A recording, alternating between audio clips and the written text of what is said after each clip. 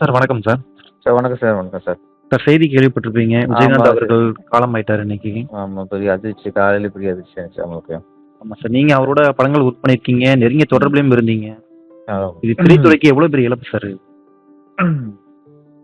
திரைத்துறைக்கு மட்டும் இல்ல, தமிழ்நாட்டுக்கே பெரிய இழப்பு. ம், ம். நான் ஒரு வல்லரசு படத்துல அதுல வந்து உதவி இயக்குனர் ஒர்க் பண்ணேன். ம், தர்மபுரியில இயக்குனரா இருந்தாரு. ம். விஜயகாந்த் அப்படிங்கிறது மக்களை பொறுத்தவரைக்கும் பெரிய நடிகர், புகழ்பெற்ற நடிகர் அப்படின்னு அப்படிதான் பாக்குறாங்க. ம், ஆனா என்னோட பார்த்தா அவர் வந்து நடிகர் கூட ஒரு நல்ல மனிதர், மிகச்சிறந்த மனிதர்.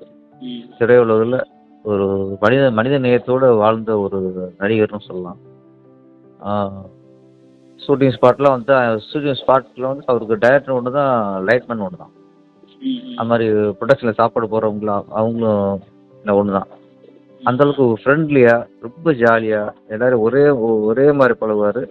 ஒரு இடத்தோட நானும் பார்த்துருக்கேன். ஒரு இடத்த கூட தான் ஒரு நடிகர் அப்படிங்கிறத அவர் வெளிப்படுத்தினது இல்லை. நம்ம போய் நடிகர், நமக்கு போய் மார்க்கெட் இருக்கு, மக்கள் செல்வாக்கு இருக்கு அப்படிங்கிற அந்த இது கொஞ்சம் வெளிப்படுத்தினது இல்லை. சாதாரண அவ்வளோ எளிமை.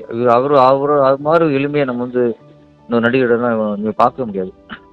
இன்னொன்று எப்படின்னா, அவருடைய ஃபேன்ஸ் எந்த அளவுக்கு அவரை நேசிக்கிறாங்களோ அந்த அளவுக்கு இவரும் ஃபேன்ஸ் நேசிப்பார்.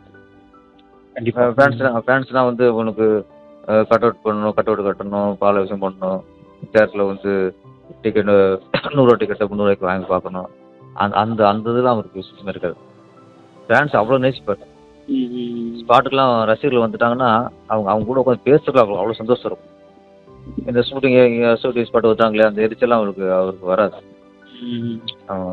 எனக்கு அவர்கிட்ட பிடிச்ச விஷயமே ரசிகர்கள் அவ்வளோ நேசிப்பாங்க. அவர் ரசிகர்லாம் உண்மையில கொடுத்து வச்சாளுங்க. அதே மாதிரி அரசியலுக்கு வந்ததுக்கப்புறம் ரசிகர்லாம் தொண்டரை மாறினாங்க. ஆமாம். ஒரு தொண்டர் எங்கேயாவது ஒரு இடத்துல தொண்டர் கொண்டுன்னா இவர் கிளம்பிடுவார் சார். ஃபஸ்ட்டு சில இடத்துல கொடியேற்றுற இடத்துல எங்கேயோ ஒரு இடத்துல பிரச்சனை, இவரே அங்கே ஊருக்கு போயிட்டார். ஊருக்கு போயிட்டு இவர் வேட்டியை மடிச்சுக்கிட்டு நான் கொடியை கட்டுறேன், எவன்டா தாரா கொண்டு பார்க்கலாம்ட்டு இவர் போனார். அப்போ எங்கேயோ ஒரு தொண்டருக்கு ஒரு கொடி கட்டுறதுல பிரச்சனைங்கும் போது இவர் கிளம்பி போவார். தொண்டர்களுக்காக கூட ஆமாம் ஆமாம். இங்கே மேக்ஸிமம் தலைவருக்காக தொண்டர்கள் போராடுவாங்க. தொண்டருக்காக போராடின ஒரே தலைவர்னா இவர் தான், விஜயகாந்த் சார் தான்.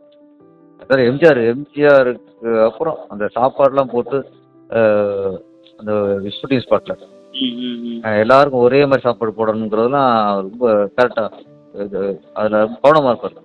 சாப்பாடு யாருக்கும் குறை வைக்கக்கூடாதுன்றதுல நம்ம கவனமாக இருப்பார். எம்ஜிஆருக்கு அப்புறம் சாப்பாடு போட்டு சந்தோஷப்படுத்துறதுல கேப்டன் அவர் தான். கண்டிப்பா சார். எப்படி திரைத்துறையில அவர் சாதனை பண்ணாரோ அதே மாதிரி அரசியலையும் எதிர்கட்சி தலைவரா வந்து மிகப்பெரிய சாதனைகள் பண்ணாரு. அரசியல் வந்து தன்னுடைய சுயநலத்துக்காக நம்ம அரசியல் சம்பாதிக்கணும், அரசியல் இன்னும் ஒரு பதவி வைக்கணும், அந்த பதவி போத அந்த எண்ணத்துல அவர் அரசியல் வந்ததே இல்லை. ஏன்னா அவர் நிறைய நம்ம பேசியிருக்கோம். அவர் முழுக்க மக்களுக்கு சேவை செய்யணும், மக்களுக்காக இனிமே வாழணும். நான் அவர் அரசியல் போகிற இடத்துல நல்ல ஸ்பீக்கில் இருந்தவர் தான். அவர் ஒரு படத்தை பற்றிய அவர் வருஷத்துக்கு 4 உடம்பு நாளே மிகப்பெரிய வருமானம் இருக்கு. அதெல்லாம் தூக்கி போட்டு தான் அரசியல் வந்தவர் அவர். மக்கள் சேவை அவருக்கு, மக்கள் மேலே அவருக்கு ரொம்ப ஒரு அக்கறை இருந்துச்சு. நம்ம வந்து புதுசாக வந்து நல்லது செய்யணுங்கிறதுக்காக வந்தார். சூழ்நிலைகள் வந்து அந்த உடல்நல குறைவுகள் அதெல்லாம் வந்து அவருக்கு உடல்நிலை குறைவு வந்து வந்தது தமிழ்நாட்டுக்கே மிகப்பெரிய ஒரு பாதிப்பு தான். உடல்நல பாதிப்பு தமிழ்நாட்டுக்கே பாதிப்பு தான். அவர் மட்டும் இன்னைக்கு உடல்நிலை சரியாக இருந்தாருன்னா இன்னைக்கு அவர் சிஎம் ஆகிருக்கிற நிலைமை இன்னைக்கு. ஆமாம் ஆமாம் ஆமாம். அவர் இழந்து இருக்கிறது தமிழ்நாட்டுக்கு இழப்பு. எப்படி சினிமாவுக்கு பெரிய இழப்போ அதே மாதிரி தமிழ்நாட்டுக்கு மிகப்பெரிய இழப்பு. இன்னொன்று, அவர் வந்து 50க்கு மேலே புது இயக்குநர்கள் அறிமுகப்படுத்திருக்காரு. 50 இயக்குநருக்கு மேலே புது இயக்குநர்கள் ஆக்கியிருக்காரு. இது சாணி அந்த நடிகர், இந்த முன்னணி நடிகரும் இந்த மாதிரி ரிஸ்க் எடுத்து எவ்வளோ பண்ணாரு. ஒரு ரேஞ்சு வளர்ந்ததுக்கு அப்புறம் அவங்க வெற்றி கொடுத்த இயக்குநர்களே தேடி போவாங்க. ஆமாம், புகழ்பெற்ற இயக்குநர்களே தேடி போவாங்க. ஆனால் இவருக்கு எண்டு வரைக்கும் இப்போ நான் வந்து தருமபுரி பண்ணும்போது அதுக்கு முன்னாடி பேரரசன் படம் பண்ணாங்க. அந்த படத்துக்கு இப்போ டைரக்டர் உதயன் அவரு ஒரு புது இயக்குனர் தான். அப்போ என்னோட தருமபுரி படத்துக்கு முன்னாடி உள்ள படத்துக்கு ஒரு உதவி இயக்குனர் தான் அவர் இயக்குனர் ஆக்குனார்.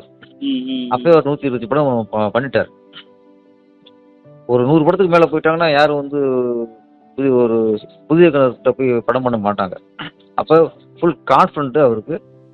இவர் மேலே உள்ள கான்ஃபிடென்ட், இன்னொன்று மற்றவங்க மேலே உள்ள திறமை மேலே உள்ள நம்பிக்கை. திறமை உள்ளவங்களை வளர்த்து விடணும். யாருக்கு கதை நல்லா சொன்னாலும் கதை நல்லா இருக்கா அவனை இயக்குனர் ஆக்கிடணும். அந்த தைரியம், அந்த அந்த ஒரு அதெல்லாம் வேற யாரும் பார்க்க முடியாது. அப்படி ஒரு ஆளு இழந்தது மிகப்பெரிய இழப்பு திரையுலகு. கண்டிப்பா சார். அவருடைய இழப்பு வந்து கண்டிப்பா இப்ப தமிழ்நாட்டையே மிகப்பெரிய அளவுல உலுக்கியிருக்கு அப்படின்னு தான் நம்ம சொல்லணும். ரொம்ப நன்றி சார். அவருடைய நினைவுகளை ஷேர் பண்ணிக்கிட்டு. Thank you sir. அவர் ஆத்மா சாந்தி அடையணும். அதுக்கெல்லாம் இறைவனை வேண்டிக்குவோம். கண்டிப்பாங்க சார். நன்றி சார்.